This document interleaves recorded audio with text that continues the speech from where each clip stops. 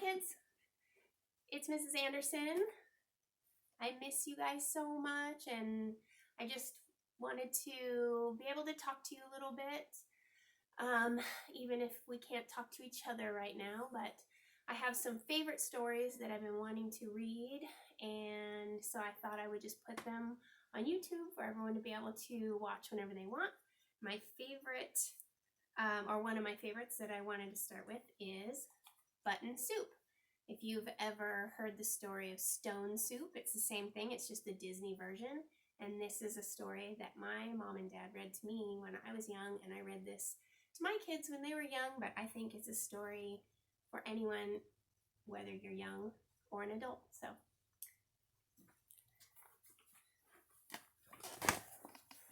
I'll try to get this positioned just right. Button Soup.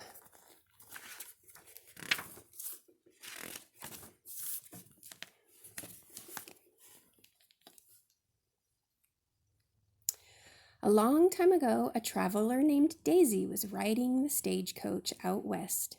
She was going to visit her old Uncle Scrooge. Daisy was tired and thirsty and very hungry. She could hardly wait to reach her uncle's house.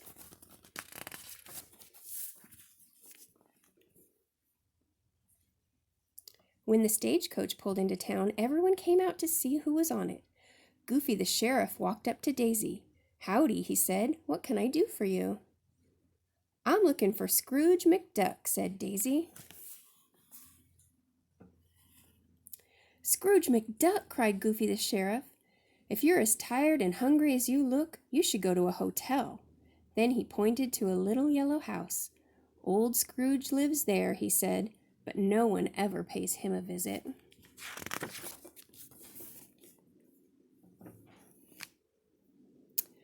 "Oh, that's right," said Miss Clarabelle. "Old Scrooge must be the stingiest fellow in the whole West."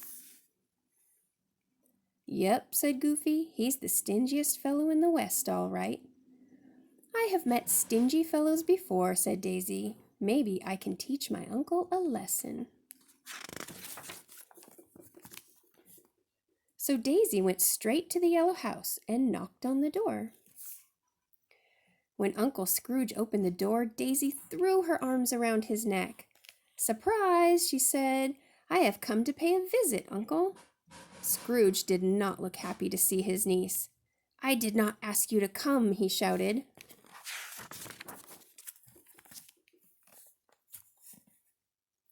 But Daisy did not listen to him. She walked into the house. "I am very hungry, Uncle." "What do you have to eat?"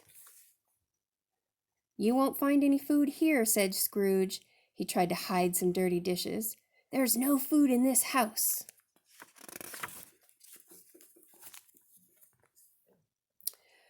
"Poor Uncle," said Daisy. "You must be starved." And she went to the cupboard and took out a big black pot. There on the shelf was a basket of fried chicken. "Aha," she thought, "my uncle is not as poor as he pretends to be." Daisy began to fill up the pot with water. Uncle Scrooge jumped up and down. "You cannot cook here," he said. "I just told you I have no food."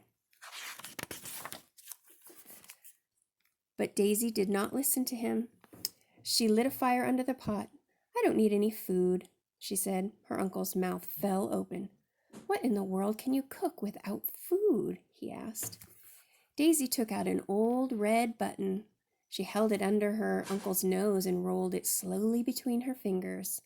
"With just this button," she said, "I can cook enough soup to fill that pot."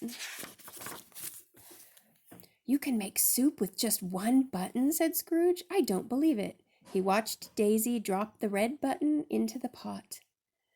"What do you call it?" asked Uncle Scrooge. "Button soup," said Daisy. Uncle Scrooge watched Daisy sniff the soup. She thought, "the stingiest fellow in the West is getting curious." Now Uncle Scrooge sniffed the soup. He did not smell a thing.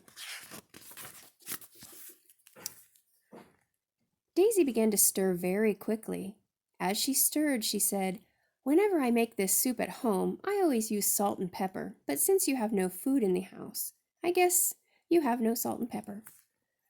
I don't have any food, said Scrooge, but I always have some salt and pepper for a rainy day. He lit a candle, opened the door in the ceiling, and climbed up into the attic.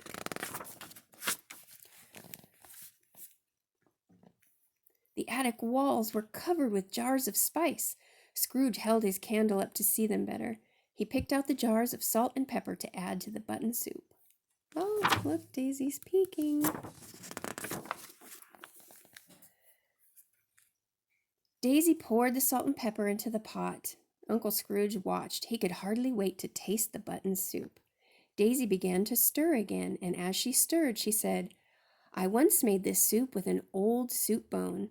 It really was delicious, but if you have no food, one button will have to do. If all you need is an old soup bone, said Scrooge, I might be able to find one. And he took a lantern and he ran down to the cellar.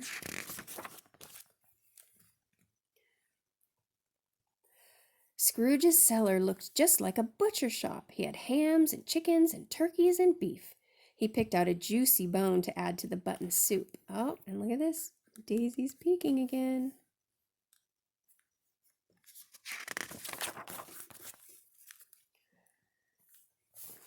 When Scrooge came back with the bone, Daisy dropped it into the pot.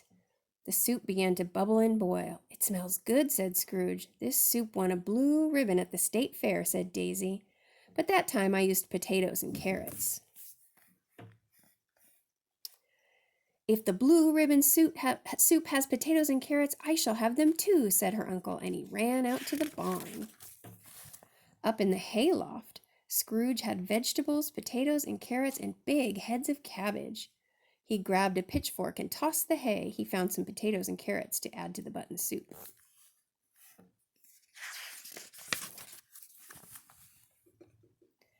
By this time, the soup smelled so good, Uncle Scrooge was dying to taste it. And every time Daisy named something that would make the soup even better, Uncle Scrooge rushed off to find it. He ran to the woodshed to get onions and celery. He milked a cow to get Daisy some cream. He dug up his garden to get some turnips, and he carried everything to the big black pot.